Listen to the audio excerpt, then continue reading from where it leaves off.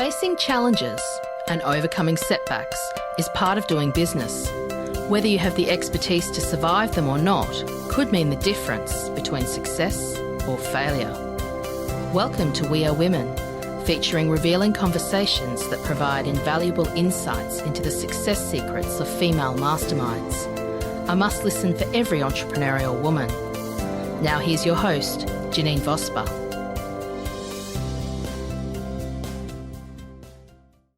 Hi, it's Janine Vosper here, and welcome to this episode of the We Are Women podcast.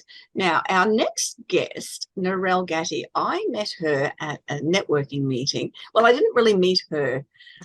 First of all, I tripped over her gorgeous support dog, her seeing-eye dog, Cassidy, and then we started our conversation after that. And I thought, what an amazing lady to be able to have as a guest on the podcast. Narelle is part of a group that educates people about accessibility and how to be digitally friendly. She really opened my eyes into how important this topic is. And I hope when you're listening to the podcast, it will open your eyes to it as well. Excuse the pun for there, Narelle. We are auditors, her business, they are auditors and they are business consultants and developers of micro-behavioural neuroscientists, and they're linguists as well. A whole lot of talents. I am super excited to have her on the podcast today, and I would want to welcome you, Narelle. Thanks, Janine. It is actually really exciting to be here because I've been listening to your podcast. So, yeah, I'm thrilled. Yeah, it was such a fascinating topic when we met, because it was something that a person with sight does not think about. And it's not just sight. There's a whole lot of other disabilities that are really affected by, because at the moment we're recording the podcast so that you can listen to it, which is terrific for people who are able to do that. We're also doing it so it's a video, which then it doesn't really matter to you because you can listen to the podcast.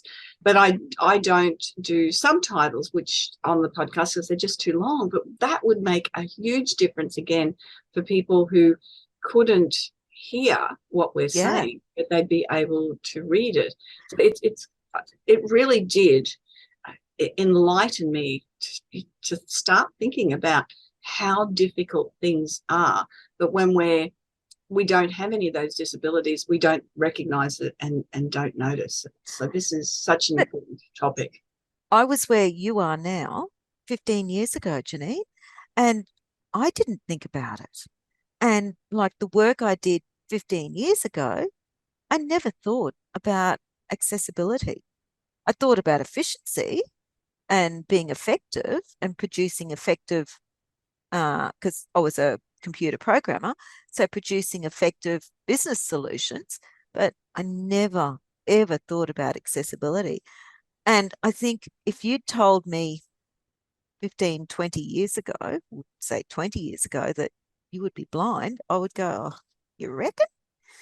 You don't think about these things. And it's interesting the path that life puts you on, isn't it, really? It certainly is. We don't know what's around the corner. No, you don't. You really don't. And I'm actually meeting so many wonderful people and doing so many interesting things that I would never have done if I had functional sight.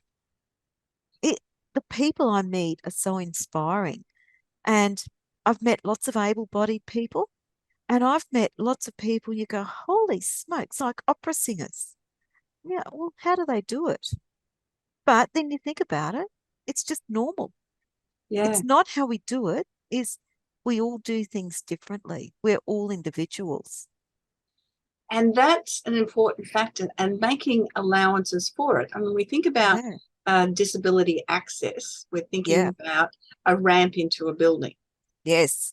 As opposed to necessarily online access to everything that's available for able-bodied people.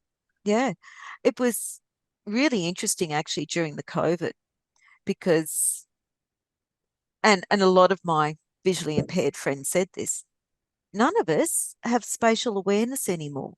We can't tell you, you know how we had to keep a certain distance from everyone.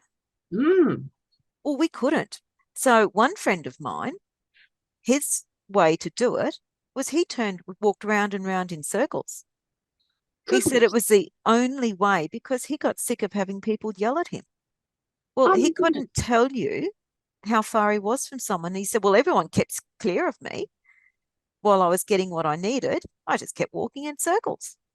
Goodness. Didn't And people realise that no, he was visually impaired? they realized, but they never thought. So you can realize something, and it's like anything. You can notice, oh, you know, they're out of bread, Mm. but it's that thought process behind it. And let's face it, I've got 3 adult sons, but when my sons were younger, it'd be, we're out of bread.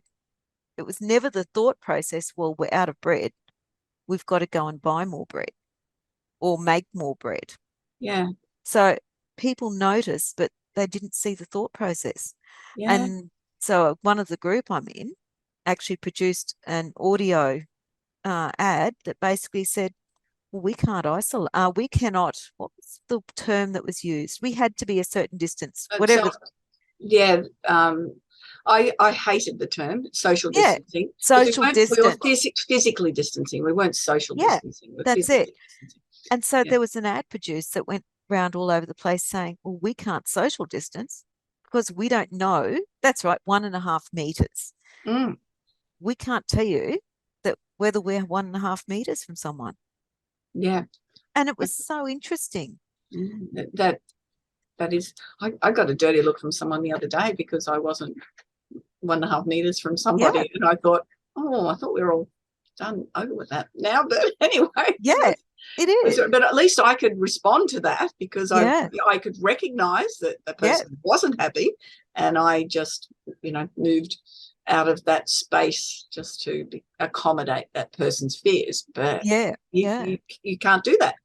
No, I mean, there was a few instances my husband actually was with me and he said to people, well, you need to move. If you Mm. want to be socially distant, you have to move. Narelle Yeah. cannot tell how far she is from you. Yeah. And that's a common thing, but it's with everything. People will notice something. However, the thought process behind it, they're distracted. They're thinking something else. They might be Mm. thinking about their shopping or what they've got to do later in the day. And they'll notice in that case, oh, they're not 1.5 meters from me, or social distance, Mm. but they're not thinking, oh, hang on, that person may not understand what 1.5 meters is. If you take Mm. someone with some multiple learning difficulties or some form of intellectual impairment, they might not understand what 1.5 meters is. No. Oh, it's such a great point. I Yeah. know as a golfer, I tend to exaggerate my 1.5 meters. Yes. Oh, We that won't putt go was a there. 3 meter putt I got in. Oh, look, and it was awesome. And you got an eagle that day, didn't you? Absolutely. See? Exactly. Yeah, that worked. Now, I know that you told me that you grew up on a property. So I did. how did your life change from growing up on a property to where you are and what you're doing now? I grew up in a property in the 60s, 70s. So my parents are much old. My father was 40 years older than me. So I have an older father, very elderly grandparents. So my grandparents, all of them, if they were alive, they would be 120, 110, very much older than us. And so I come from that era and that generation where girls didn't stay on a cattle property. Now, my career of choice, I would have stayed on that cattle property forever. I love working with cattle. Strange, I'm no good on a horse, and we know now why. I was terrible at horse riding. Oh, Again, that's so spatial, isn't it? Because it is, but I couldn't see the ground. I remember one day the girth broke and I was on this old horse called Princess and I was just hugging the gate and yelling for Dad. And Dad's going, what the bloody hell, da da da. And I had to say, I don't know, Dad, but the saddle's moving because didn't realize the girth broke. so So at, Dad got me at out that of it age, and walked me home. were you what you'd class now as legally blind then, or was No, you no, didn't know? no. I was very clumsy when I was young. So Mum put me in ballet. Mum says, your clumsiness got a bit better, but you were terrible at ballet. Yeah, well, I hate ballet. Yeah. Okay. But no, I was 9 when they finally realised there was something wrong. So we were out a couple of hours outside Rockhampton in the Dawson Callide coalfields, Mhm. or what's called the Dawson Callide coalfields now, the Dawson Callide valleys. Yeah. And the nearest optometrist was at Rocky. I think there was one at Billawheeler. And I went to school this day and I failed an exam because at one stage, this is the exam used to be written on the blackboards, showing our age. And Yeah. all the good kids were sitting down the front. And I won't mention the name of the boys, but some boys played up. So the good ones got shifted down the back and the boys were put up the front. And I failed the exam. And I thought it was normal, my level of sight. I really was sure it was normal. And Because so you I haven't went got a home. comparison at this 9-year-old either. No, you don't know. And that's the same with hearing and any differences. A Mm. child or a person can't tell. And it doesn't matter who it is because that's your reality. So we went home and I've got a brother that's 12 months older than me. And I've got an extremely good memory. And I'll never forget because I got so much trouble for it. But my dad went and said, well, let's set up an eye chart. And we have a very long hall in the house I grew up in. So I'm standing behind dad. Dad's writing, the big letter E, the standard optometrical eye chart. And I was standing behind him, memorized a lot. So he sent my older brother up and said, oh, there you go, Stu, read her out. And Stu goes, yep, did it perfectly. I was sent up there. And of course, I've got a good memory. So I said, oh, yeah, Dad, it's da da da da da. And nothing bloody wrong with her eyes. And Mum said, she was looking over your shoulders. She memorized the lot. So I was good. I got sent out of the room. They redid the eye chart. And of course, I failed straight away Yeah. on everything. And Mum and Dad panicked because, I was 9. And Yeah. as Dad said later, everything suddenly added up. Why I was clumsy, why I couldn't see the beast with the one horn, or, that old bull over there, stay away from him, Narelle, he's looking a bit cranky. Well, I didn't know they were there. I couldn't see them. Goodness. So Even snakes. That's the first thing, sorry, that's popped into my head, is being able to see snakes on those properties. Because we grew up with snakes, we never thought anything of it. You'd come into the kitchen and we had this old cat, Skitty, and Skitty would often catch snakes and break their back and leave them under the kitchen table for us to find. A number of times I've sprinted up the hall yelling, Dad, there's a snake under the kitchen again. And it was just our life. We never thought anything of it. Yeah. But yeah, so I was 9 when it was diagnosed, and I can't remember what level of sight I had. It was, we used to laugh and call it, when, kids at school, the Coke bottle glasses. Yeah. The very big, that's what I had. Oh, that would have been done you well at school, wouldn't it? Oh, my nickname wasn't, it was Granny. So my hair was extremely tight curls because it's in my family as well. And big, thick glasses. And I was no good at sport or anything. So I retreated into corner and read books and crocheted. I was a perfect candidate for the nickname of Granny. But to this day, it's interesting. My class, they could say what they like, but they would jump on anyone else if anyone else had a go at me. And it's still the same today. We're still a good lot of mates. And then when I was, so, I left, obviously being a girl, couldn't stay on the cattle property. I went to Rocky and I was going to be a nurse. One of the things I think nurses need, which I'm not very good at, is empathy. I would have to say that would be an important factor in nursing, is that level of empathy. I've got a few friends that are either retired nurses, and if anyone puts their hand up for something, they're the first ones there to be that supporting figure. So yes, I agree with Narelle. Empathy is important. Yeah, exactly. After 18 months, we said, nah, this is not working. So I actually went off and went and did some office work, worked in QR on timesheets, and just did a lot of admin work for a while until I worked out what I wanted to do, because obviously my career of choice, cattle farmer, not available to me. So I went and did IT. And before that, I even did some governessing.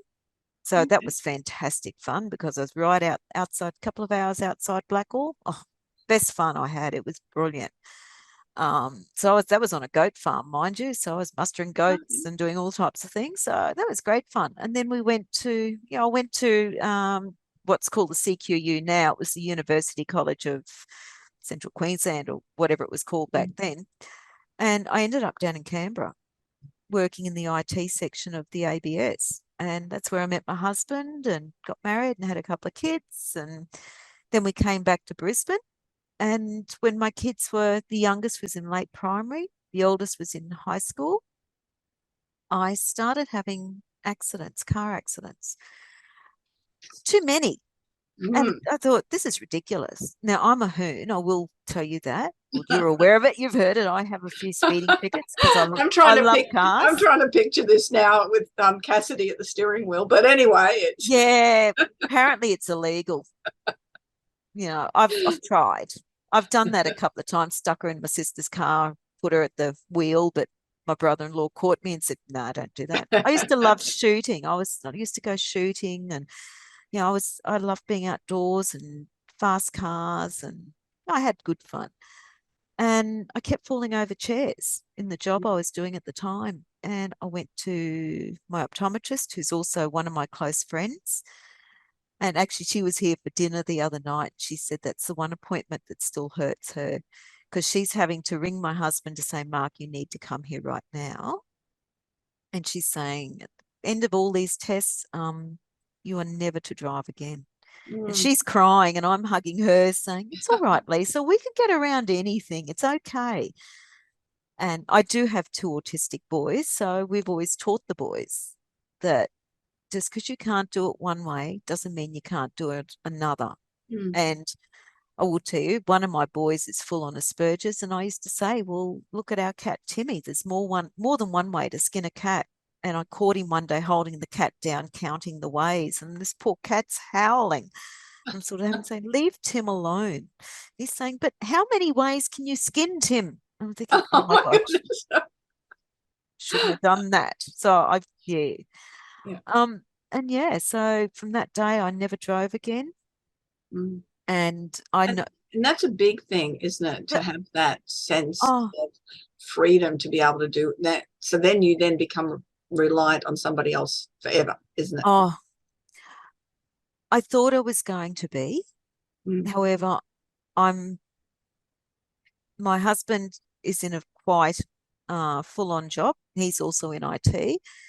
We had two autistic sons and a normal son that all played cricket and football, and there was all those activities, and they all had to go on. Mm. And one of my very close friends and I had many a discussion about how the heck are we going to do this?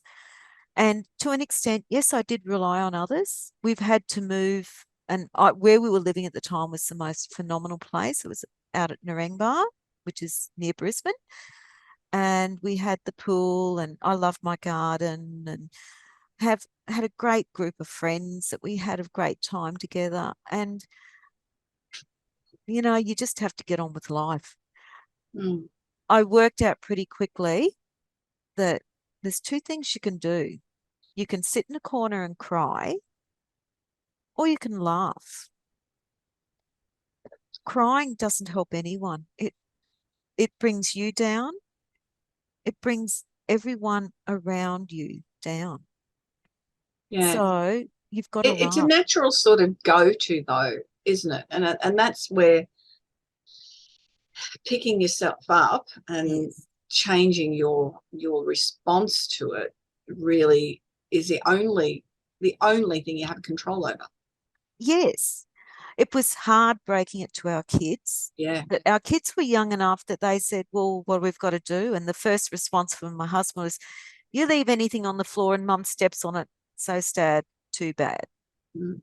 So their laptops got moved off the floor very quickly. Didn't mean their rooms weren't atrocious.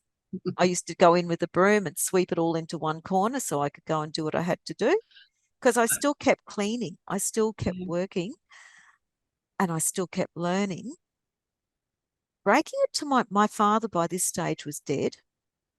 Breaking it to my mother and my brothers and sister, I think was the hardest thing, because my husband is he can cope as long as he knows what it is. Obviously, it was a shock for my husband because where I used to do the grocery shopping, he had to take it on. He had to drive the kids to their activities, or we had to organise other ways to get the kids to their activities. Yeah. Our whole world changed basically in half an hour. My mum, I've got the most wonderful mother, the most wonderful sister, because my sister said, "Beauty, I get to choose your clothes." And I said, "No, you don't." And my mother said, "Oh, I'll take you to get your clothes." And I said, "No, you won't, Mum. It's all good." My mum does like the I'm thinking if your shirtwaisted. sister had a sense of humour, she would. Oh, yeah, because You she might knows. choose things that you Yeah. can't. Well, I don't like pink. I never wear pink. And that's the first thing she said. "Oh, Mum, Narelle's going to have a completely pink wardrobe." No, no, that's not going to happen. But yeah, my sister's been brilliant. If things go really bad, she flies down at the drop of a hat, and she works full time. She helps her and her husband have quite a large cattle station. So she comes at the drop of a hat if need be. My older brother, absolutely brilliant, because I remember ringing him and telling him, and he hung up on me straight away. And Mum at this stage was still living out she'd retired into the nearby town where I grew up. There's no public transport to get to there. So suddenly I couldn't even get to my mum when she was sick. And he rang me back and said, "I've got it organised." And I said, "What do you mean?" He said, "Okay, when you need to go to Mum," he said, "you fly to me and I'm driving you out there." He said, "That's done, organised." I said, "Oh, okay." And he said, "And I'm your backup, because don't forget, a lot of things came in on paper. I could still read paper at that stage, Right. but that was going very quickly." So that's an interesting point, Yeah. isn't it? It has to be digital now. It has to Oh, be yeah. audible, and it has to be audible. It Everything that has to you be. read. It has to be accessible, which is what I'm passionate about. Yeah. And there are ways to do it, and it is very simple techniques. So from there, I worked for many years, and I had to stop work because I couldn't do the job I was doing. And I also am very light sensitive. So if anyone comes to my unit on a bad day, it's completely dark. Right. Okay. But my husband and I have worked out a whole system, and it's fine. But yeah, everything comes on digital for me. Yeah, and that's the thing, is working out what's the best way to suit. Yes. So, Yes. whether it is a vision impairment or a hearing impairment or a physical disability, can't move around in wheelchair, or Asperger's, whatever the disability is, it has to be that thought of, how are we going to work this in the world today? I know I have a severely autistic 5-year-old grandson who is awesome. did I say autistic? Yeah, non-verbal. And there's other things there, we think as well. And one of the things he loves to do is take the balls off my Christmas tree. And he was living with us for 6 months. One stage it was over Christmas. Take all the balls off the Christmas tree and spin them around in his hand, and then just drop them on the floor and go get another ball. And yeah. Oh, I fully understand that. Yes. So we had and this year he then had a game the other day where he'd take the balls off, spin it around, give it to me, and I had to put it back on the tree. And if I didn't, and then he would drag me to the tree to put it back on, then he would take it off again and spin it. And we did that for about an hour, putting it back on. But this year I learned I've only got about a quarter of the balls on the tree. And that's what you have to do. It just changed the situation. It could be, this is how I've always done it and I'm not changing anything. Or you just go, look, just make it easier for everybody. He can still spin the balls, do whatever he likes, and occasionally they'll break or whatever. But it's just make life simpler for everyone. Not picking up 400 Christmas balls. There might be 10. Yeah.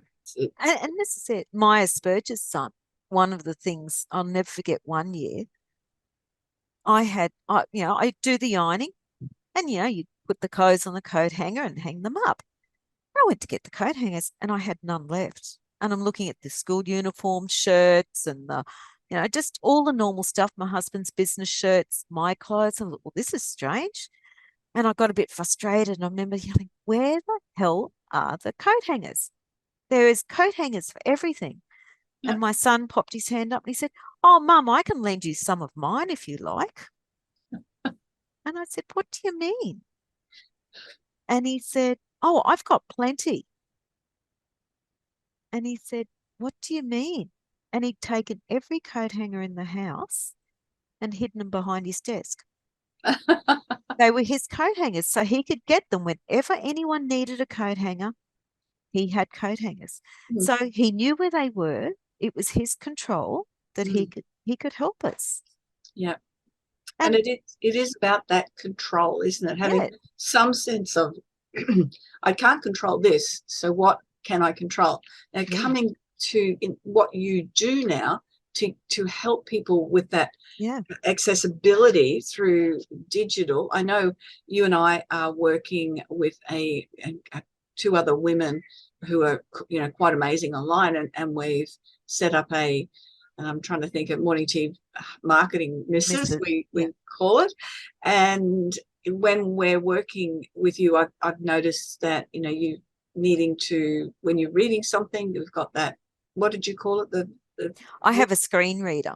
A screen reader. Yeah. So basically it's a tool that reads the screen to me. And it translates what's on the screen into a language that it can understand. And then I just get it read to me. And I can control that screen reader to say, I only want to read that part of the page, or I want to read the whole page. It allows me to jump to another page. I can pick up the links. I know where the headings are. And there's a whole series of functionality behind that screen reader. And it's actually a Brisbane product, the one that I use. Wow. It was developed here in Brisbane by two blokes. Both of them are blind. And it's worldwide. It's used in 27 countries at the moment. Fantastic. What's the name of it, just for people listening? It's called, the nickname is NVDA. It's non-visual digital access. Right. Okay. And it's actually the most popular screen reader at the moment. That's incredible. Because it's free. Wonderful to hear that it's also locally developed. Oh, yeah. And they're a great bunch of blokes. I've had a meeting with the CEO. Just really nice blokes. Yeah. And very, very switched on. And there's another one called Job Access Without Speech. JAWS is the other nickname. And it was developed by a company called Freedom Scientific. I think that's American. Don't quote me on that one. And it's another really good one. However, it is licensed and it's very expensive. Right. Which is why the one I use is much more popular. But there are so many different tools. There are Braille keyboards. There are Braille sensors. So they convert the screen to Braille for people. There is, and you'll be aware of them, speech to text functionality. Yes, one of my neighbours is deaf, and he works with helping people, the Deaf Society, have access to different things. And they for knocking on the door, well, it's got the dog there too. That helps the dog to go and tell him, but also having lights that flash so that he can know that aware that there's someone there.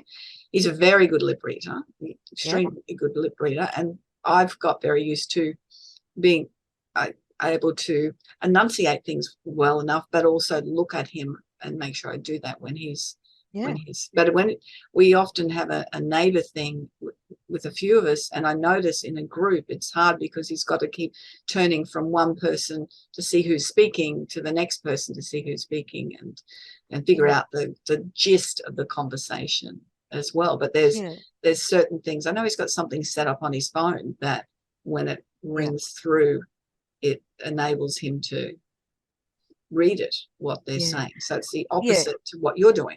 Yeah. But people also need to remember it can be very isolating. For me. And there's a lady on LinkedIn, and if anyone gets a chance to have a look at any of her posts, they are really, really good. Her name is Narelle Evans. She's deaf, So and she's Meryl very Evans. Meryl, and then Evans, Evans. She lives over in the US, and she's very much an accessibility advocate as well. And she put a post up the other day about just how isolating it is to be deaf at a party for exactly what you said. And then I said, well, I understand that.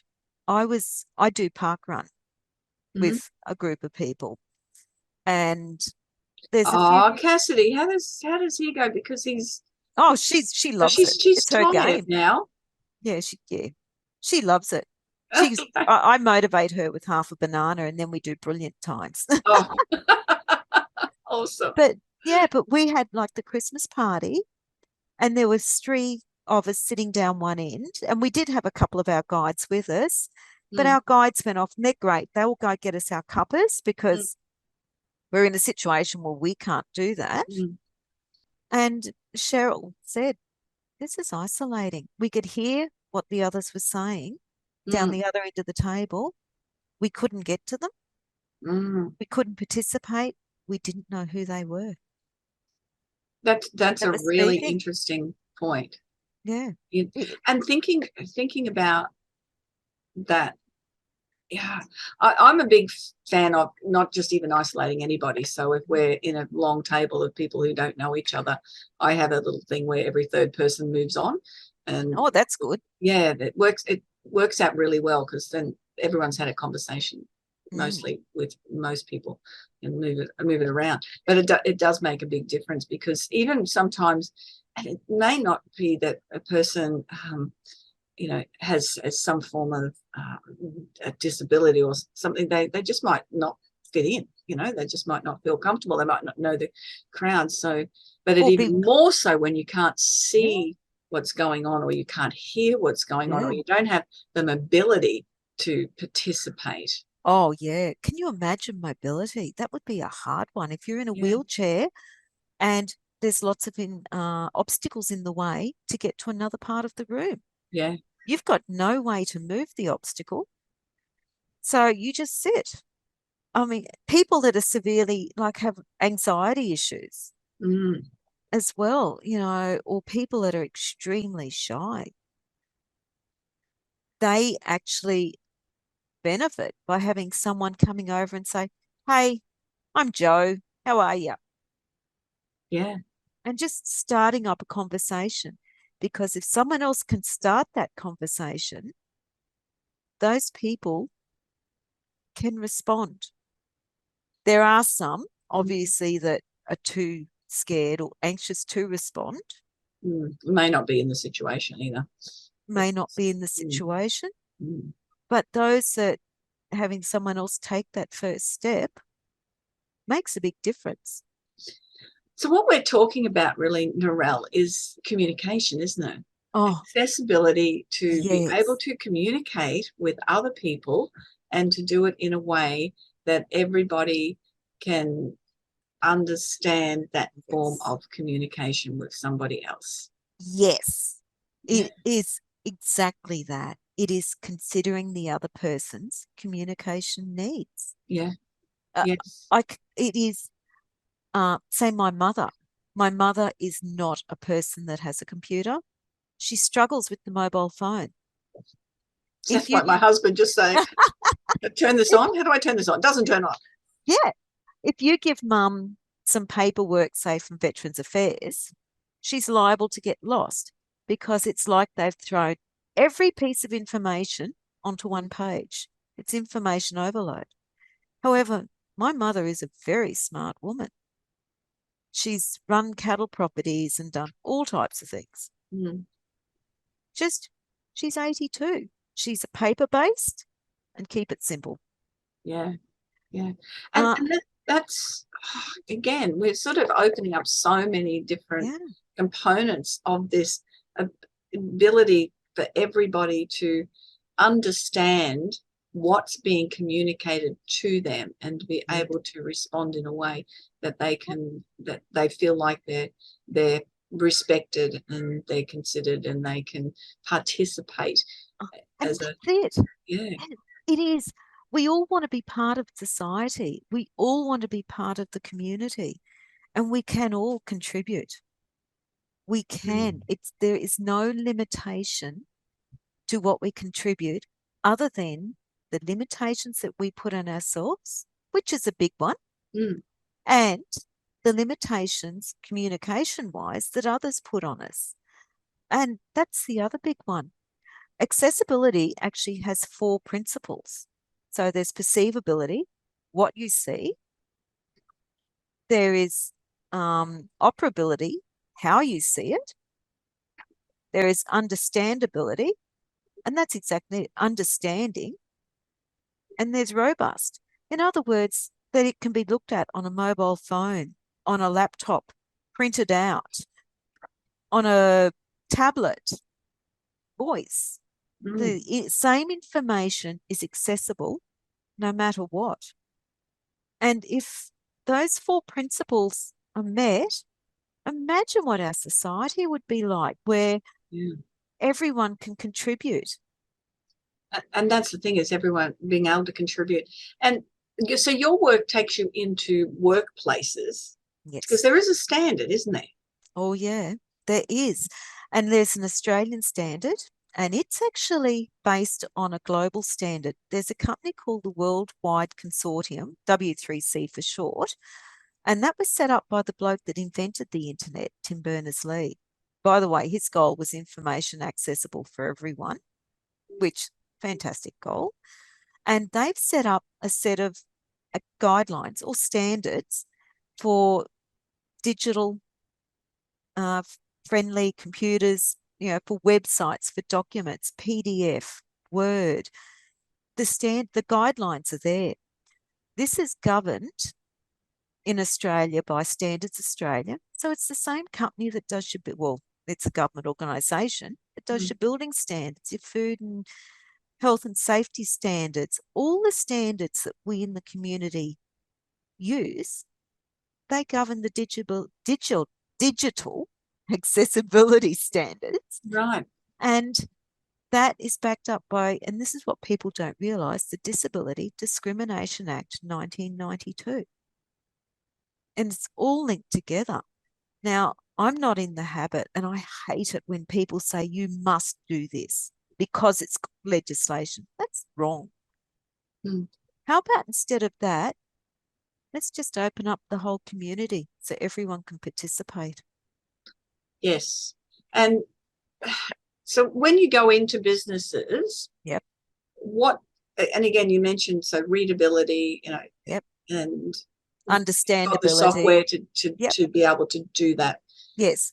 But so if they might not be employing people with visually impaired, Yes. because there isn't that accessibility to being able to read documents, and it's a paper-based organisation, then that makes it really difficult.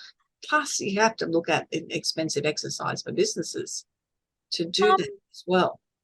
Do you know every computer that you have has an accessibility functionality on it? No, I did not. Every one of them does. Every one of them, there's a Windows narrator. There is contrast. So for people that have contrast problems, there is the ability to change the contrast around. There's the ability to change the way the mouse works, and also the look of the mouse. There's magnification. You can change the size of the icons. Every computer that uses Windows or the Mac has it. Wow. Every phone has it. Right. iPhone have just released, I think it's 16.2 of the iOS, and there's even functionality in there now that will recognise if the doorbell rings to alert someone that's deaf. Or if I'm trying to walk through a door, it will find the edges of the door for me so I don't bump into the door. I've got a Cassidy. I don't have that problem, but there are people that do have that issue. Yeah. All the phones, Android and iPhones, come with that accessibility. Wow. And imagine where they go in the future. Do you know these standards are looking at virtual reality right now? I was going to bring that up because They I are, remember yeah, watching something, and I'm saying 10, 15 years ago, where they were able to implant yep. something for somebody, and it they were able to walk around New York, a virtual reality space, and participate in, and without any guidance whatsoever. It was amazing. And that was quite a long time ago. So I'm imagining that there's things that would probably be ready for market very soon. There will be things coming. In my case, there's nothing they can do because my optic nerve is collapsing. So the moment you don't have the optic nerve, you don't have a retina, which is all nerves, you know. Right. But I'm not worried. I'm having the best life. Yeah. You know, I've got to make my plum pudding tomorrow for Christmas. And I'm very good at adding the alcohol. I'm great at measurement. Not, but no one cares. But the tools are there. Yeah. All business needs to do, and there's two ways you can do this as an expensive exercise. Yes. Or you can do it in the cost-effective way. I'm not about adding extra expense to a business, particularly in the economy the way it is now. You know, it's only my particular belief, but I sort of think at times we could be heading into another recession. I could be wrong, but with interest rates continually rising, then, you know, people don't have the money they had. No, but they wanted. I'm sure there's so many business owners and that want to be able to assist. That have got the great intentions. Yeah, and they can. Thing. Yeah, they can. There are two ways to do this. As I said, the very expensive way, which just throw everything at it and do it. Or my preferred method is little chunk at a time.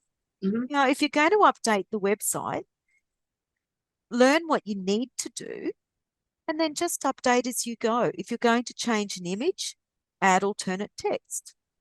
And we can teach you how to add the alternate text. Well, suddenly you're meeting one of the criteria that all non-text content has alternate text.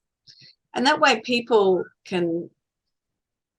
So is that where you just on that? Is that where you upload a photo and it says alternative text?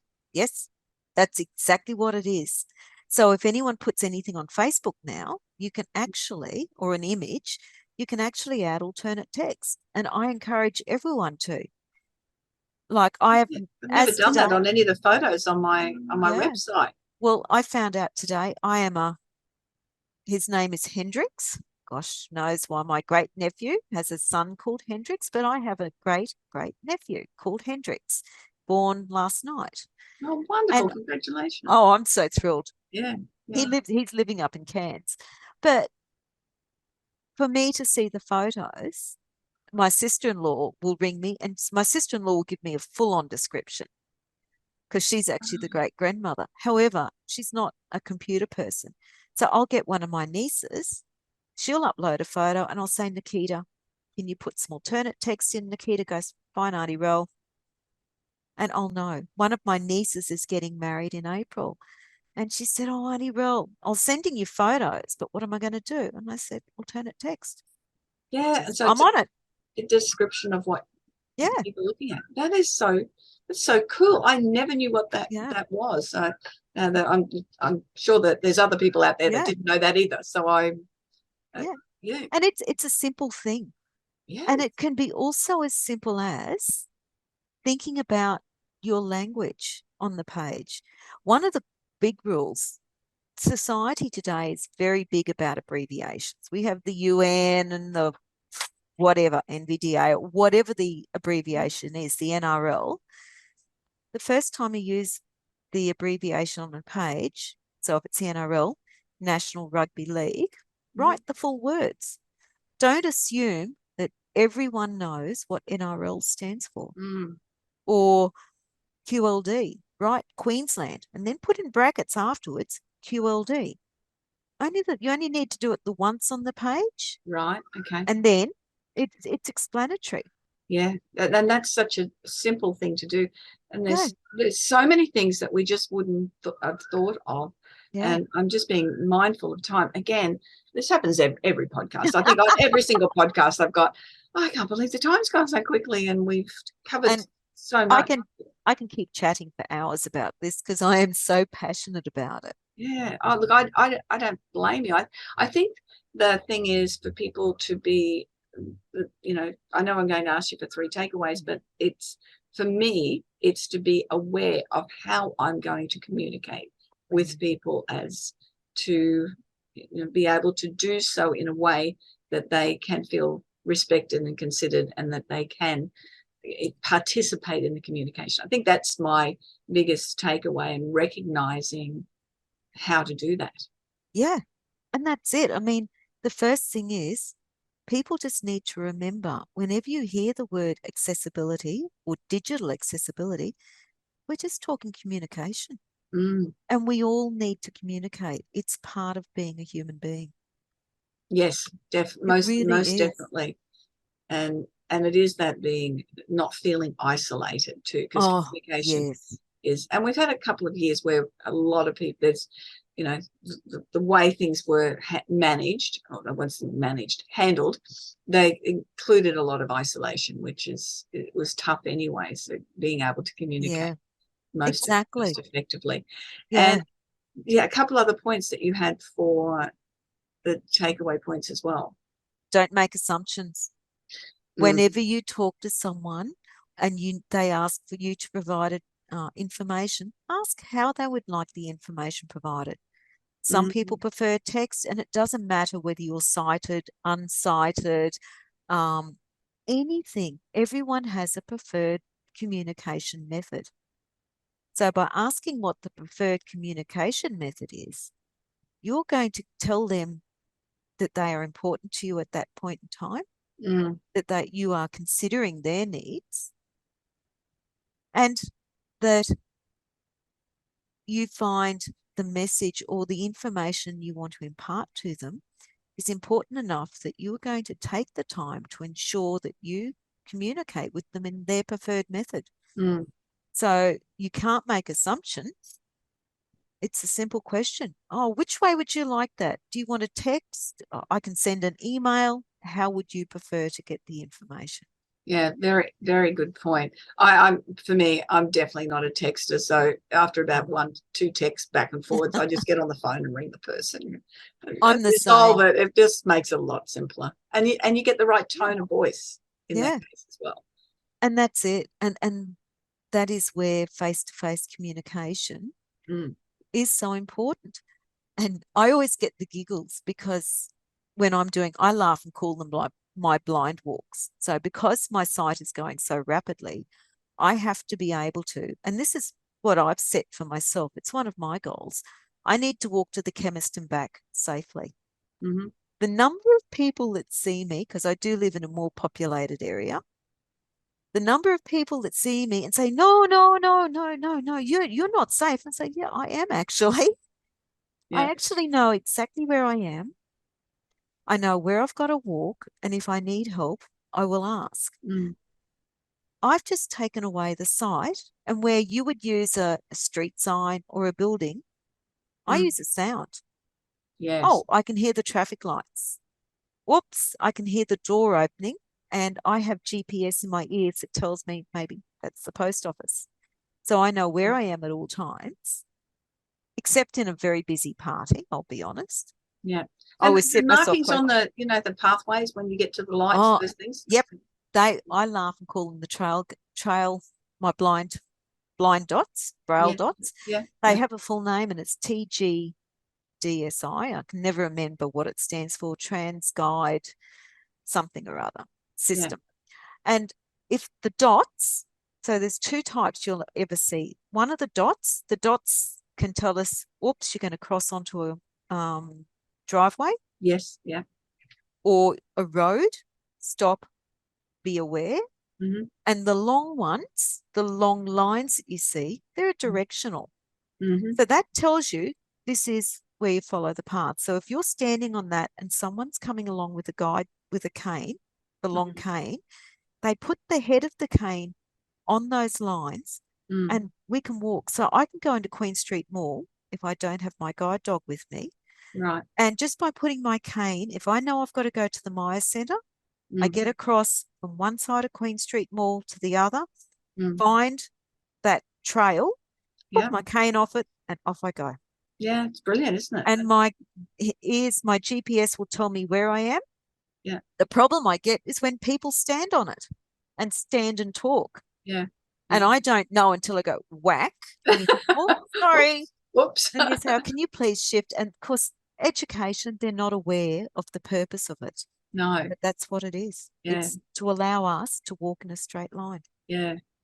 Look, even little things, you sort of get up and have a glass of water in the middle of the night. You can hear when the glass is nearly full. I stick my finger in it as well, just to make sure that I haven't overflowed it. But we actually have a tool that we're much better than anyone else, because we actually have a liquid level sensor, and it beeps for me. So when I'm making my cuppa, I know I've hit my hot water limit, put my milk in, and it just goes off like crazy. Awesome. It's no good when you're in a lot of people, because you can't hear the beeps very well.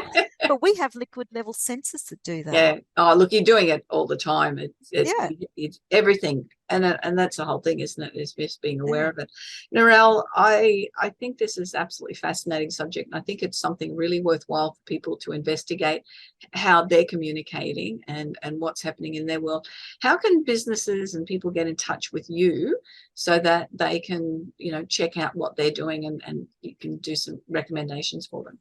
Okay, we've got a LinkedIn page called Digital Access Solutions and Assistive Technologies. Mm-hmm.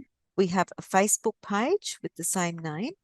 We also have a website that we've actually thrown every accessibility issue we can at it, and it's become our training tool, and we're using that as a training tool to update it into a website that meets all the criteria, and that's DASAT, D-A-S-A-T, T for Tom, .com.au. Excellent. So when you look at it, it breaks every rule. If you want to see a really bad website with every accessibility error that I could plug in, go and have a look. Fantastic. And it's terrible. I will definitely do that. Yeah. Thank you so much for sharing that information and sharing your story. I think it's all of value in it. And I love your positive attitude to everything. And as you said, you have to get on with life. You can either choose to do it. And I just had a conversation with someone this morning, and she said, I'm Colombian. We're always in a good mood. And I said, well, it's better than being in a bad mood, isn't it? And it is. Yeah. Yeah. You achieve a lot more with a smile than a frown. Absolutely. Thank you so much for sharing that. I will put all your information in the show notes. So if anyone wants to get in touch with you, they can do that. Look, Janine, thank you for the opportunity, because the more people we can educate about this, the better off we'll be as well. Absolutely. So thank you. You are most welcome. And that's another episode of the We Are Women podcast. I'm so glad that you were able to join us on this episode. I thank all of the people that subscribe and listen to each one of the episodes. As you can see, there's always high value, and there's something that you can take away, apply in your life and in your business. Remember, go to JanineVosper.com and book a strategy call. We can have a conversation about how I might be able to help you, or how one of the amazing people that I come in contact with on a daily basis can do so. Have a fantastic day, night, week, wherever you are in the world, and enjoy. Bye-bye for now. Bye-bye.